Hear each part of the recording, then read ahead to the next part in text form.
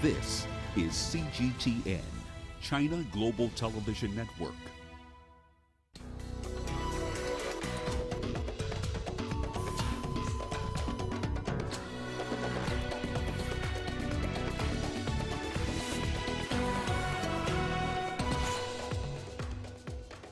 Opposition candidate Jose Maria Nive wins a presidential election in Cape Verde. Visiting Turkish President Recep Tayyip Erdogan meets with his counterpart in Angola. And we tell you why the Egyptian Culture Ministry is going big on mobile theaters. Welcome to African Live on CGTN with me, Beatrice Marshall, in Nairobi. We'll bring you the details on those stories in just a moment. But first, here's Rama Nyang with the day's business headlines. Rama.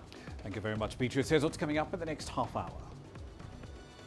Egypt signs up to a landmark 15% global minimum tax agreement. We'll explore the implications.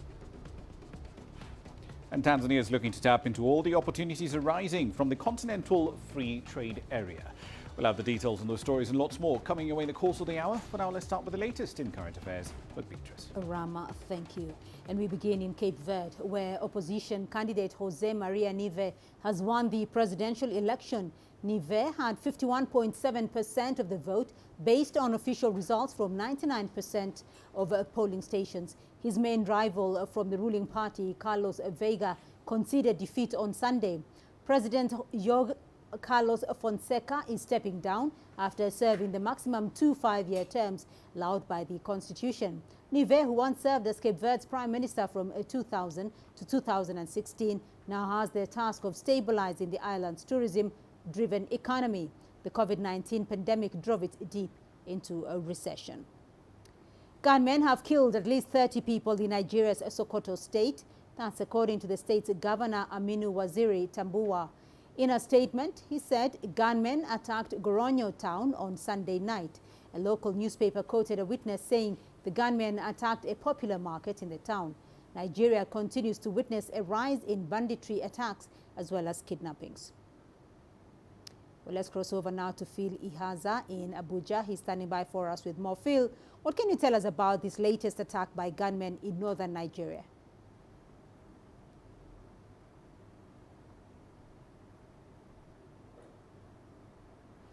Well, thank you, Beatrice. Indeed, it's a very sad and unfortunate attack yet again in the northwestern part of Nigeria.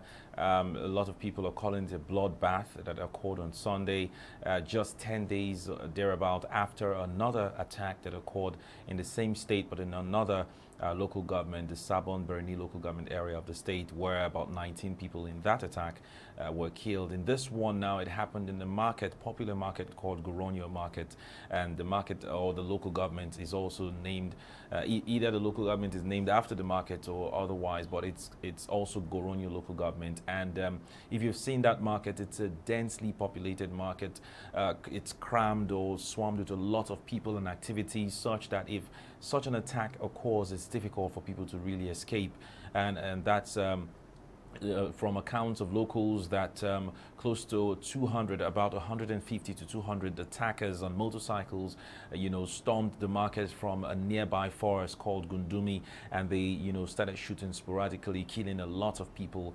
So far, the official figures from the government is at least 30, but, locals are saying that it may even be worse and a lot more injured as a result of the attack. Indeed, it's a very, very sad and unfortunate one.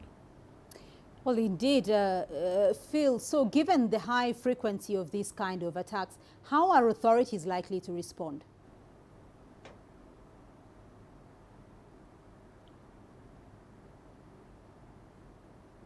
Well, we've seen response from security operatives, not just because of this particular attack, but this is an insecurity situation that the country has been dealing with. Since late last year, when kidnappings, stepped up, the rate of kidnappings actually increased, especially among schools and travelers in this region, the northwestern region, Zamfara, Sokoto, and Katsina, and the rest of them. But we've also seen responses from the government, the federal government now, and of course in collaboration with the state governments, where they've shut down telecommunication in these states. And if you look at the response from the governor of the Sokoto state, he says that as a result of the onslaught in Zamfara state, where this issue of kidnapping and banditry was actually rife, most of them have now spread to other parts of the state, like in Sokoto. And so Sokoto has also had to shut down some parts of telecommunications in the state.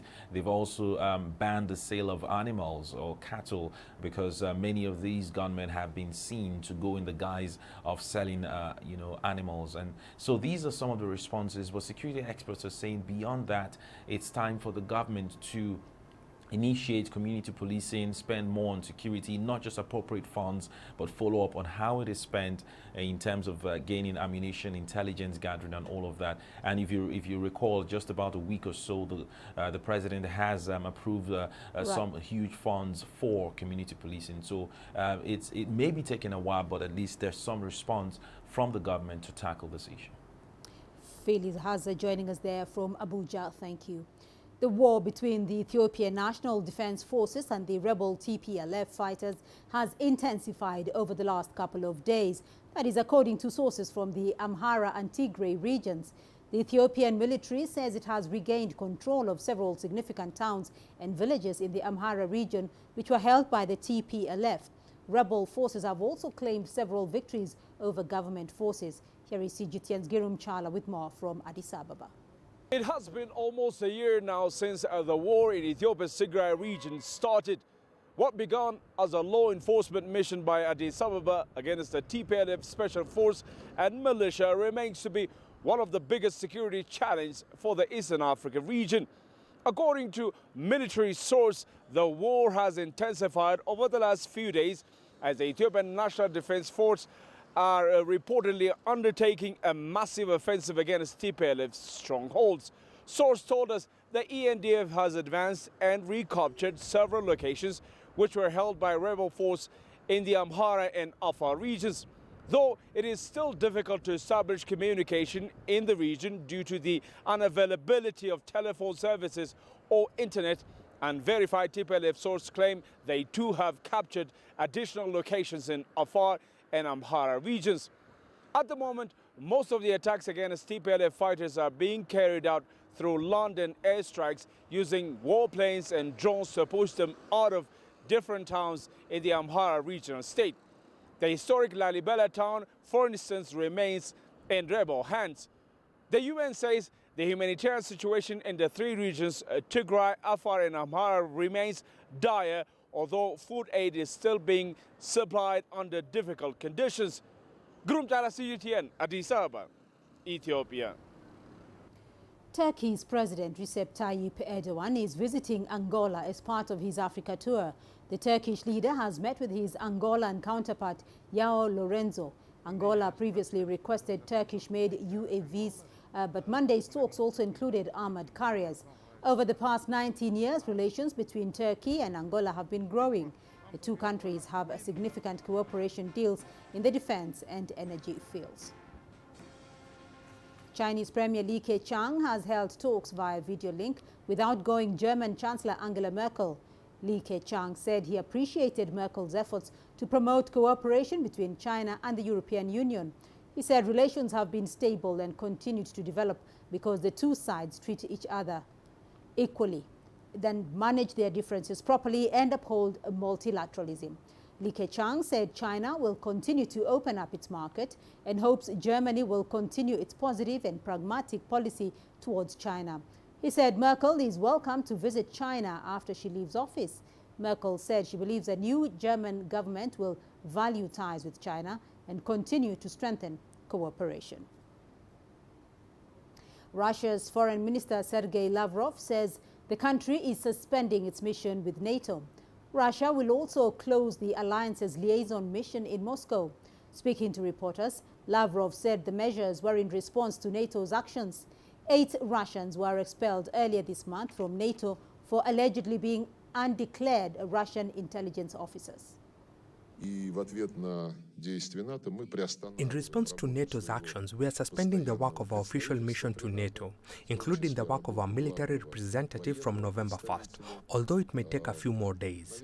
We are also suspending the work of the NATO military liaison mission in Moscow and the accreditation of its employees from November 1st.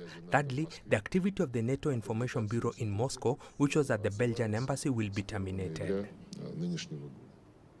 Floods and landslides have killed at least 26 people in southern India's Kerala state. 13 others are reported missing. The Army and Navy have been carrying out rescue operations in the two worst-hit districts. Kerala state suffered severe floods in 2018 that killed at least 400 people and displaced around 200,000. The U.S. is paying tribute to former Secretary of State Colin Powell. The top diplomat and four-star general in the military died at the age of 84. In a statement on social media on Monday, his family says he died as a result of COVID-19 complications. Powell was the first black American to serve as the Secretary of State. He was named to senior posts by 3 Republican presidents. Powell was a groundbreaking figure in Washington and broke barriers in both the military and politics. Tunisia has launched a mobile health caravan to provide medical assistance and counseling to thousands of citizens living in remote regions. A locomotive of the Special Medical Services train has been reserved for breast cancer screening. The project is part of Tunisia's ongoing COVID-19 response efforts. Adnan Chauchi has more details. According to a recent study conducted by the National Anti-Cancer Program in Tunisia, 3,500 cases of breast cancer are reported each year in the North African country. The Minister of Women, Children and the Elderly took part in the mobile health caravan. Amel Belhaj said the early detection of breast cancer increases chances of recovery among patients who cannot travel to distant hospitals. These numbers could double over the next 8 years. Prevention is at the heart of the anti-cancer program in Tunisia. This mobile health caravan brings the hospital to the population in order to save more women's lives. Breast cancer has an impact on the patient and the whole family. We must protect them all. Even without any breast cancer symptoms, every woman needs to take the early screening test.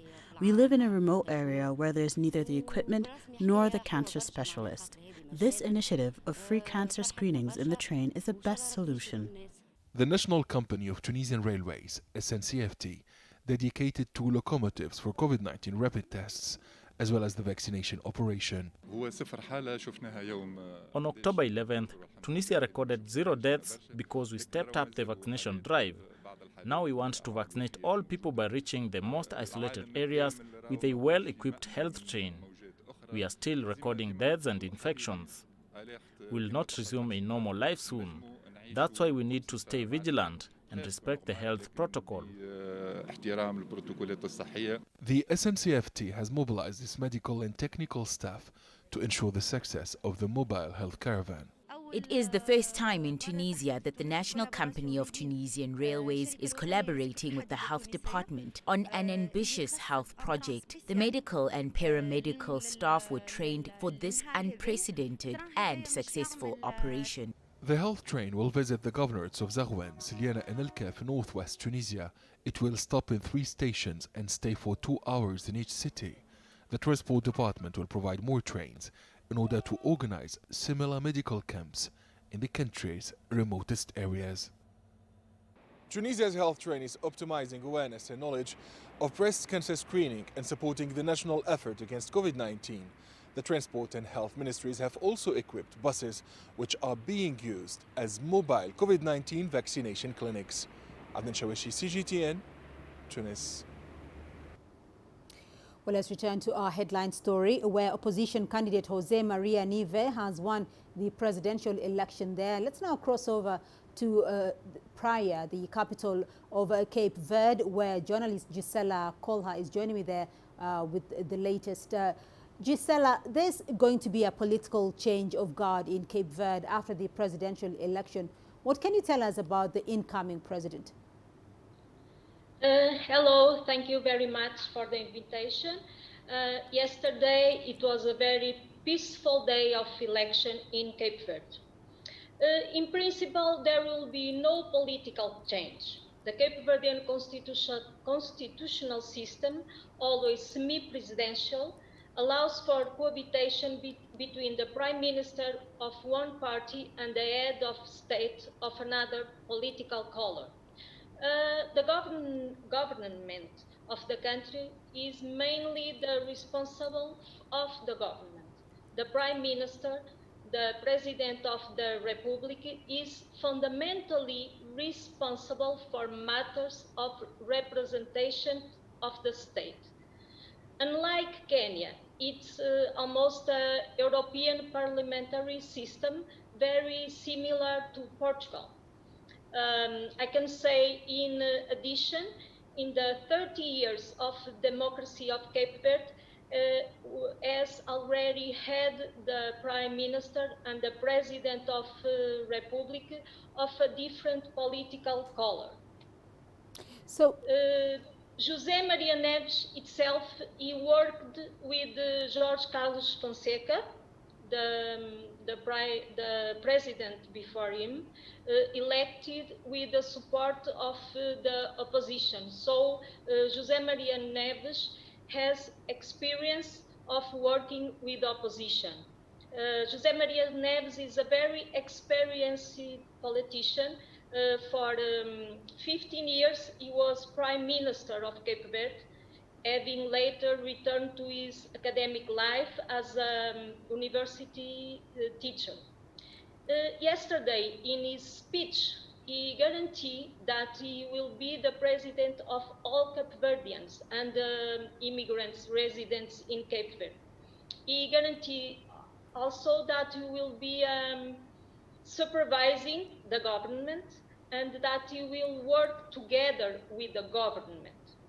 So we can say that he will probably work with the government and among the society for the good of the country and the development, because his mission, like he said, is to serve Cape Verde. So I believe it will be a peaceful mandate for José Maria Neves. All right, Gisela Colha Souza, journalist, joining us there from Praia in Cape Verde. Thank you. We'll now take a short break on the program, but still ahead on Africa Live. The UN warns that more than 3 million people in Somalia could be at risk of hunger. And we'll look at efforts to provide clean and safe water in Tanzania.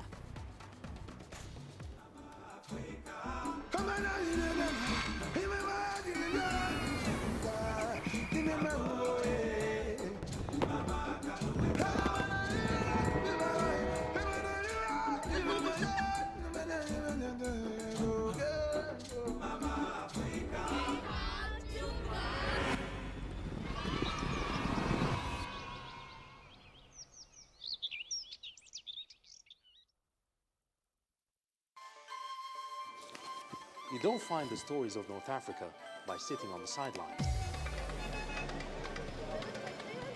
You've got to get out, go there, and you'll find them. In the bazaars of Casablanca. Among the crowds in Cairo.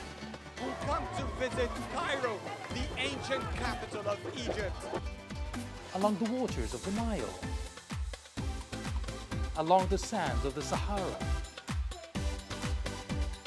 No one else will take you where we can in North Africa. No one else will show you what it's all about. CGTN, see the difference.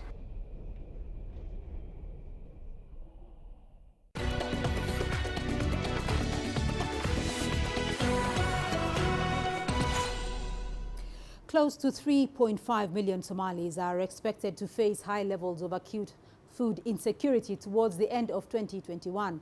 This is according to the UN Office for the Coordination of Humanitarian Affairs. In addition to drought, the country has been dealing with locust invasions, conflict, as well as the COVID-19 pandemic.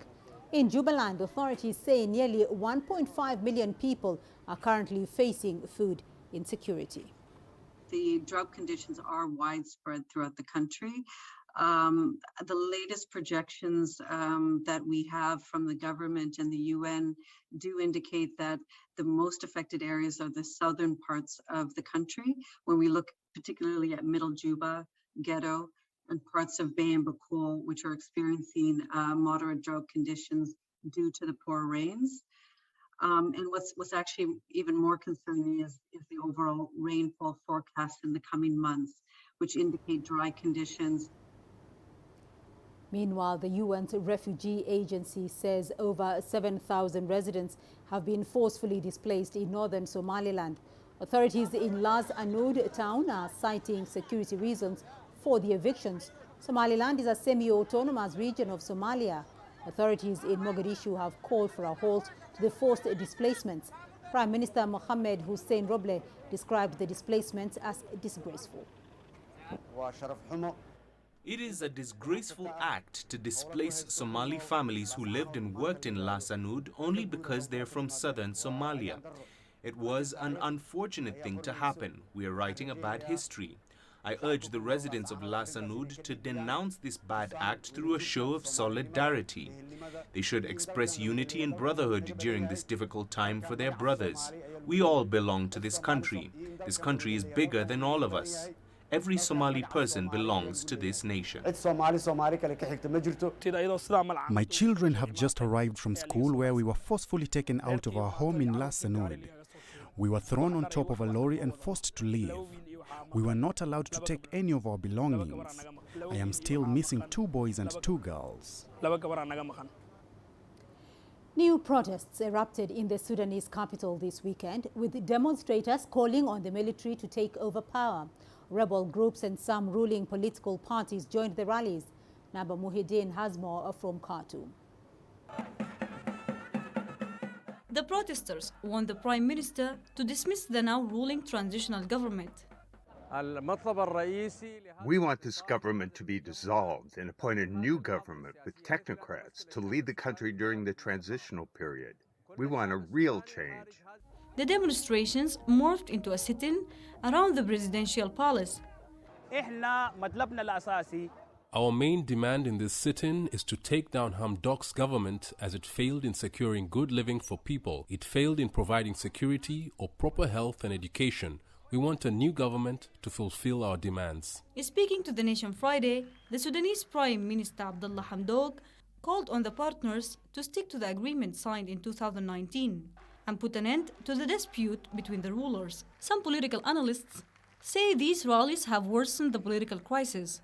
The rallies that are supporting the military and the ones supporting the civilians are complicating the scene in a country that suffers a fragile transition. The solution is to discuss more and to raise the voice of wisdom between the rulers. A constitutional draft was signed between the generals and the civilian leaders in August 2019, after the military toppled the longtime President Omar al-Bashir. The draft calls for elections in 2022, but when rebel groups signed a peace agreement with the new government, that agreement called for extending the transitional period. The Prime Minister says elections will be held in 2 years. But protesters this weekend say they don't want to wait that long for change to take place, and more protests are planned for later this week. While the protesting groups here want the military to take over power, other pro-democracy groups demand the generals adhere to the power-sharing draft and hand over to a civilian rule. Naba Muhyiddin, CGTN, Khartoum, Sudan. A boat carrying 80 migrants off the coast of Libya has been rescued after it malfunctioned. The migrants included both women and children. According to the UN, there are nearly 600,000 migrants in Libya. The country has become a popular transit point for migrants looking to reach Europe. The government of national unity has said it is trying to deal with the problem of illegal migration. Migrants were today rescued in the middle of the sea on a rubber boat. There are 80 migrants, including 12 women. They are from different nationalities, including Mali, Gambia, Sudan, Nigeria, as well as other nationalities. Clean and safe water sources in Tanzania are often hard to come by.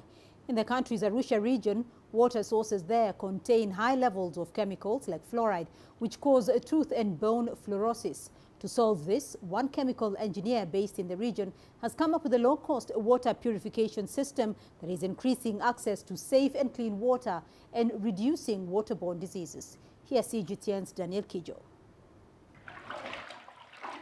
A bucket of murky water processed into clean, drinkable water through a filter invented by 45-year-old Professor Askwar Hilonga. Called the nanofilter because of its high purification capabilities, his invention is helping to provide clean and safe water to more than 350,000 people in rural Tanzania and neighboring countries. The motivation behind the invention is his childhood years, which were spent without access to clean water, often suffering from waterborne diseases. I suffered a lot when I was a young boy in my village called Gongali. It is in Arusha, Tanzania. I suffered a lot, and I don't want to see people still suffering like I suffered. While we have all this technological advancement, we have a possibility to solve these challenges within our generation. Sand and crushed bones are just some of the elements that go into his filters. Professor Hilonga says what makes his filter unique is its capability to filter the water at the micro level and beyond. We put different kind of materials that target specific contaminants in water.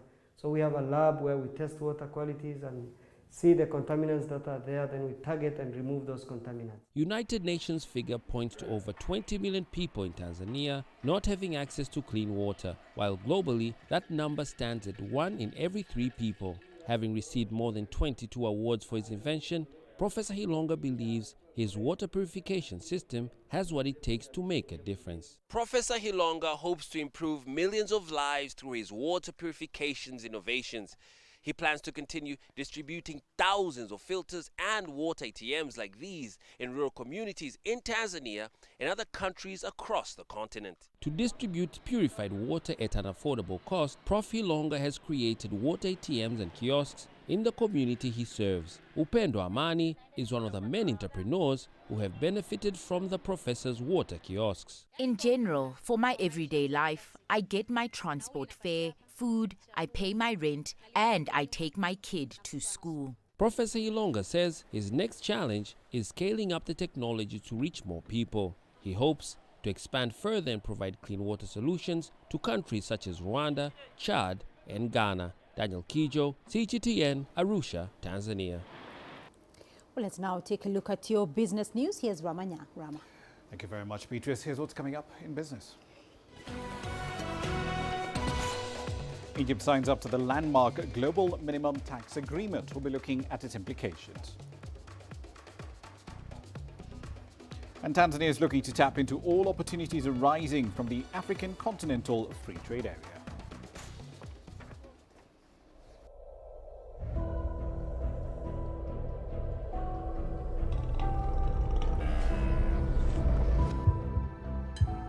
It's just taken me completely out of my depth, but at the same time it's exciting. It's new, it's different, it's a challenge. It's really exciting.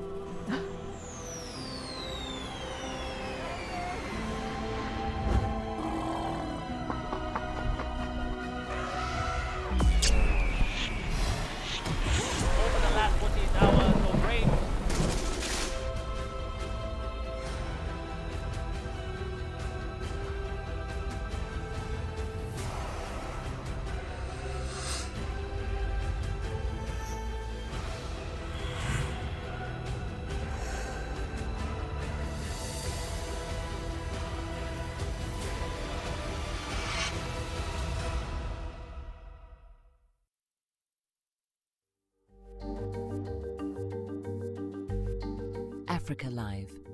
Find your voice.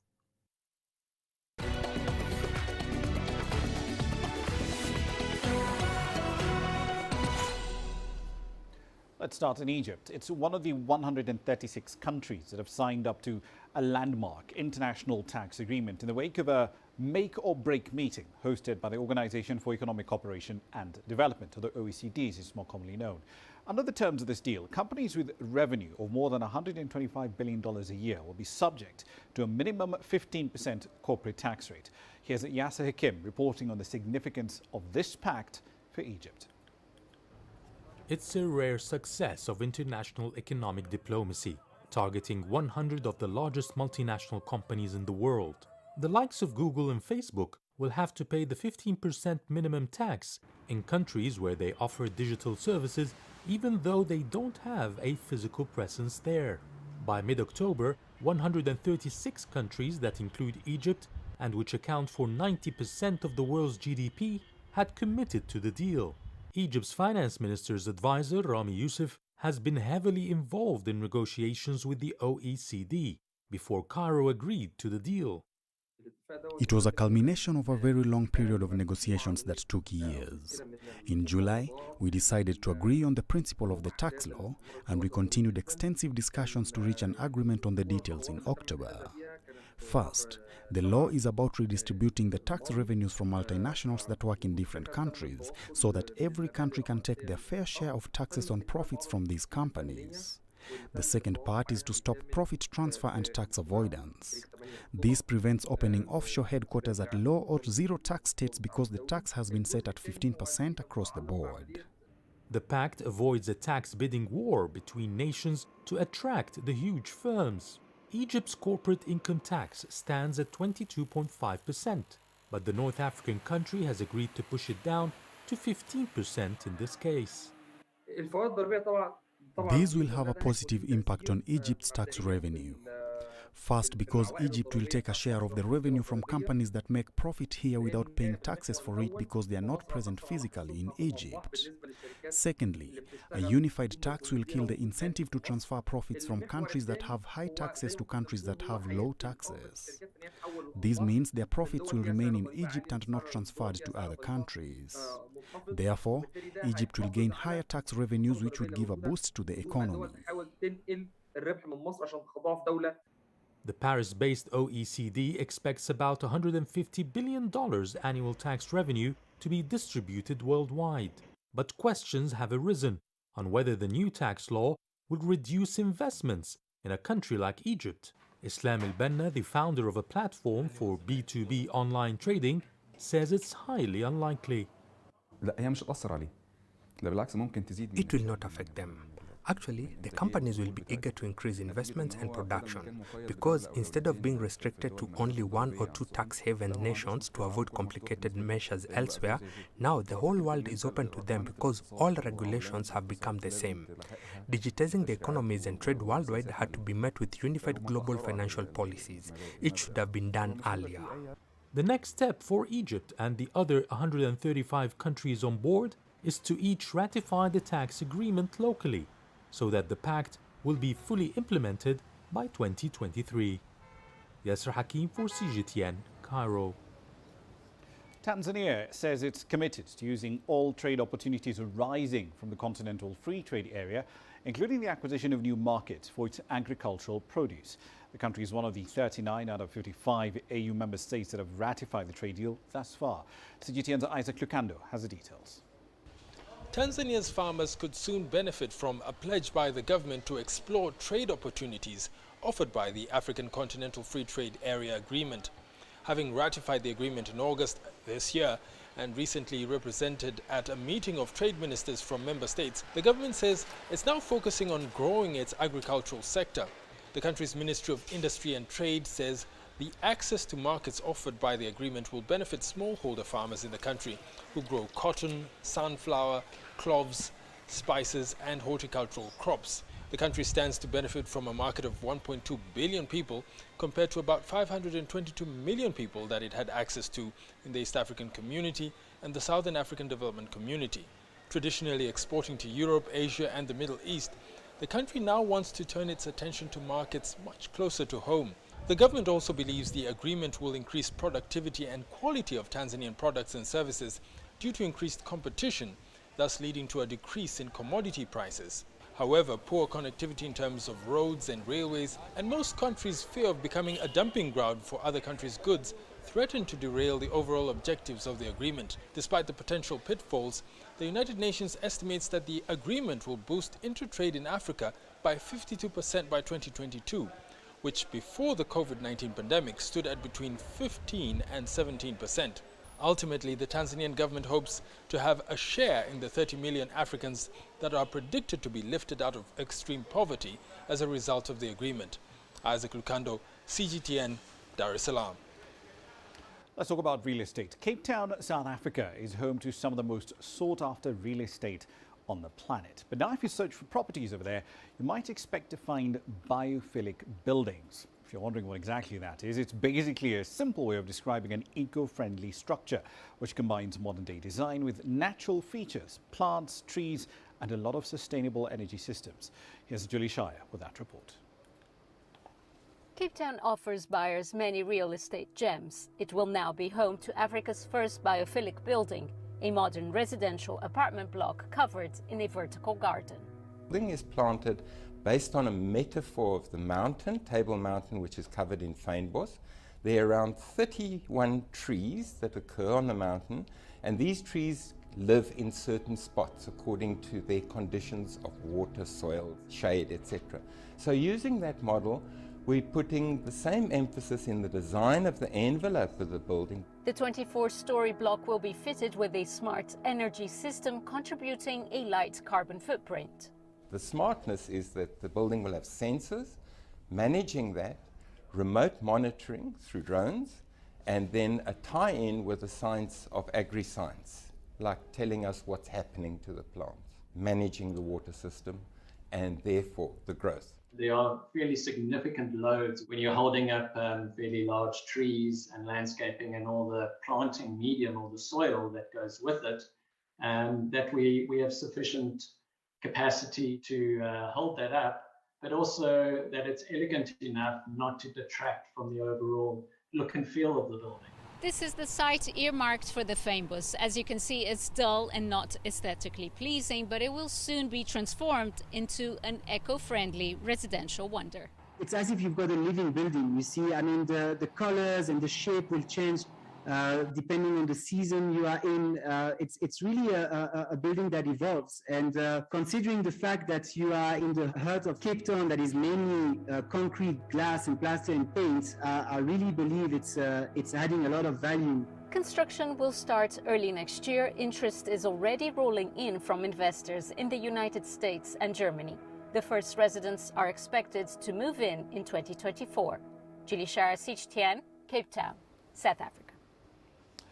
All right, then let's move away from the continent. Official data out of China shows that in the first 3 quarters of 2021, China's economy did see some relatively robust growth, but the quarterly expansions have been on a downward trend. Sun Tianyuan has the details.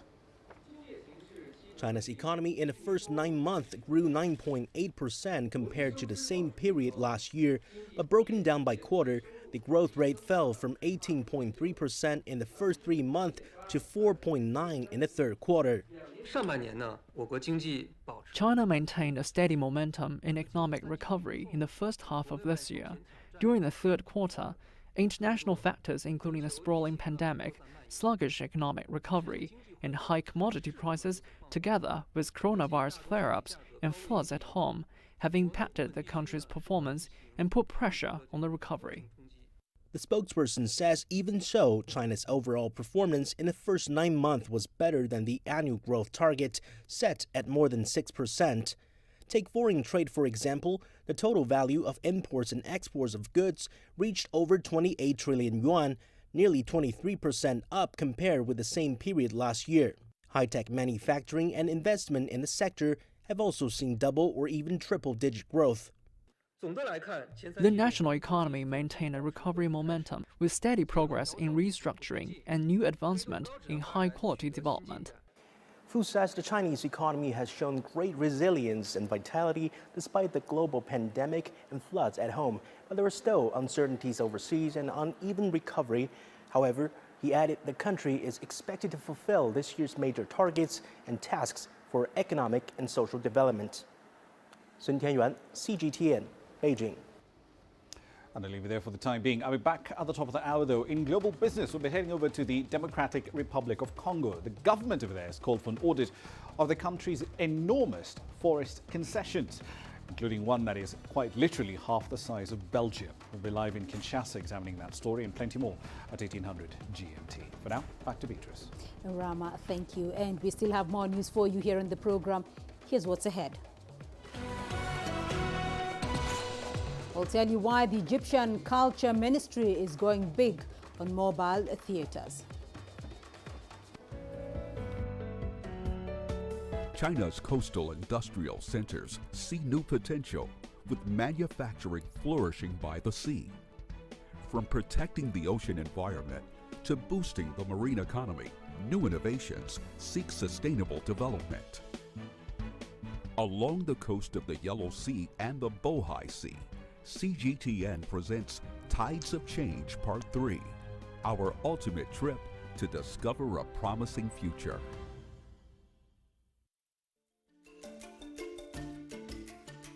Africa Live. Find your voice.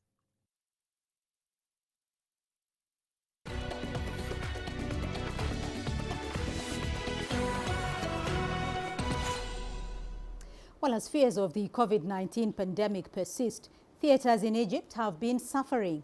There is a cap to the number of seats, and many people still fear to be part of an indoors event. That has encouraged the Egyptian Culture Ministry to create mobile theaters. The project brings performances to children and families in Egyptian villages, and all events are organized in an open-air setup. Here's Adel Mahroui with more. To watch any performing art in Egypt, citizens would usually travel to their nearest city to enjoy a show. But during the COVID-19 pandemic, almost all cultural activities have been affected. That has encouraged the Egyptian Culture Ministry to create mobile theaters to bring performances to people. As fears of getting infections from theaters persist.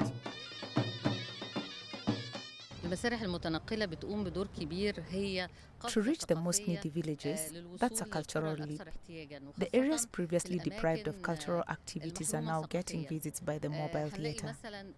Theatre is the father of all arts. It has its magic and impact over people. The mobility enables us to make good performances and reach more people. There is good lighting equipment and good sound. This way, the ministry gets to provide its cultural services without bearing the cost of building a theatre. The mobile theatre is made up of a large truck equipped with power generators, lighting and sound equipment. It has 4 tents which serve as rooms for artists. The project aims to tour all of Egypt at least once every year, performing various shows for children and adults.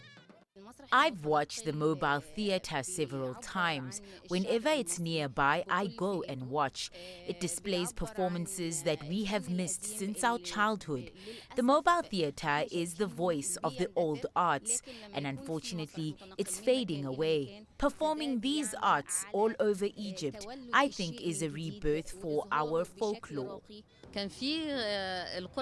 We discovered that there is great appetite in villages.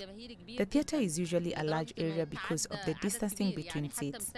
Shows have become full and more people are standing outside the seated area. They were engaging with the performance, and there was great happiness. Shows vary from one place to the other. Performances include folk music, dancing, and even arts of communities like Nubians, an ethnic minority that stretches between south of Egypt and north of Sudan. This song is in their mother tongue.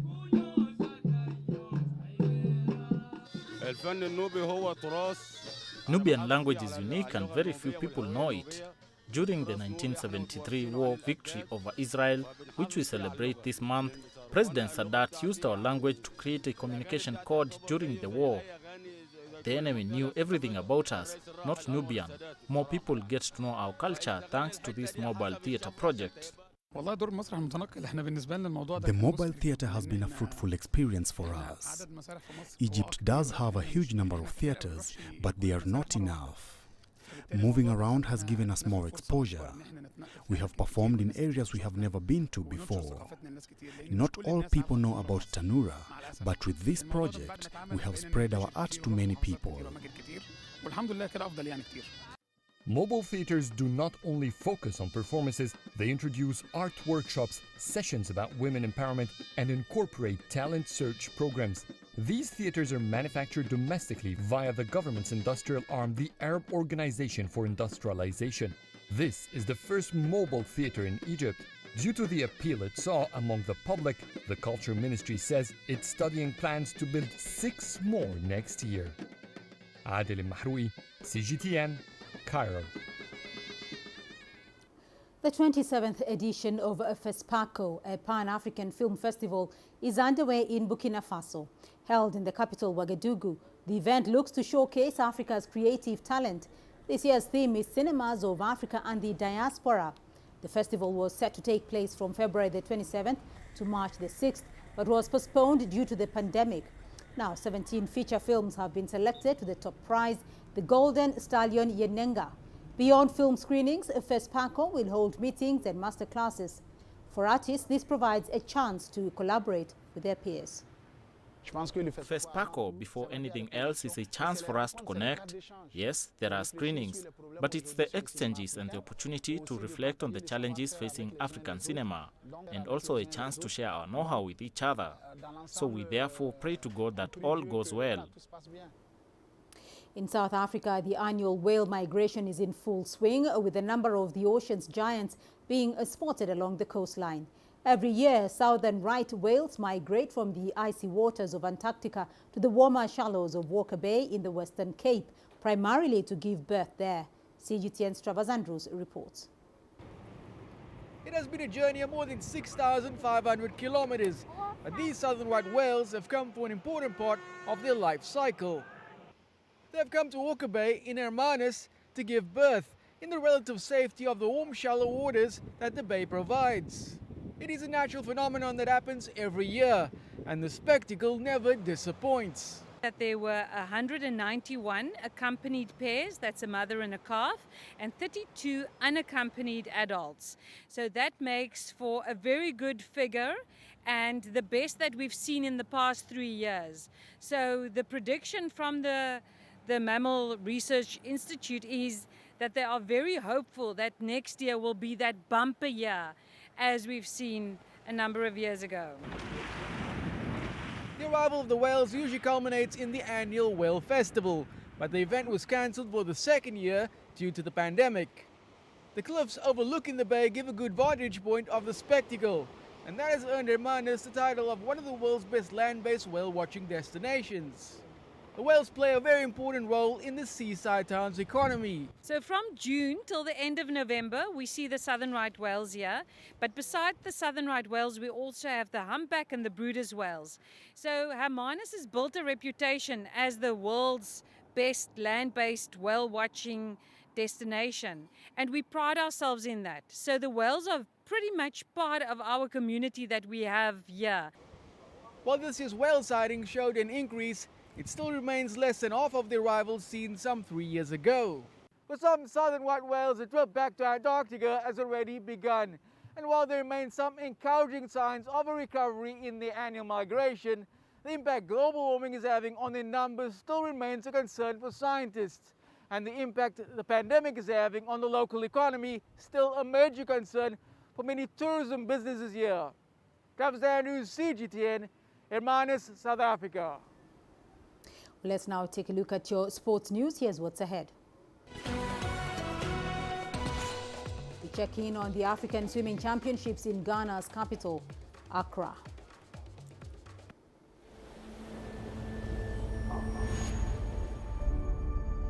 How would you create your legend?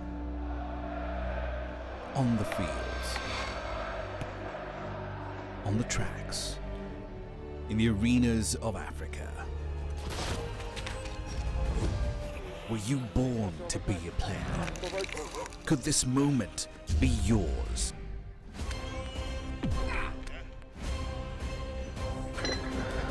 Sports Scene. Find your game.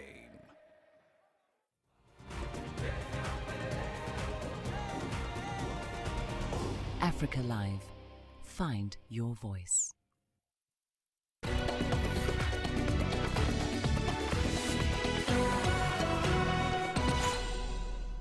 And we begin with women's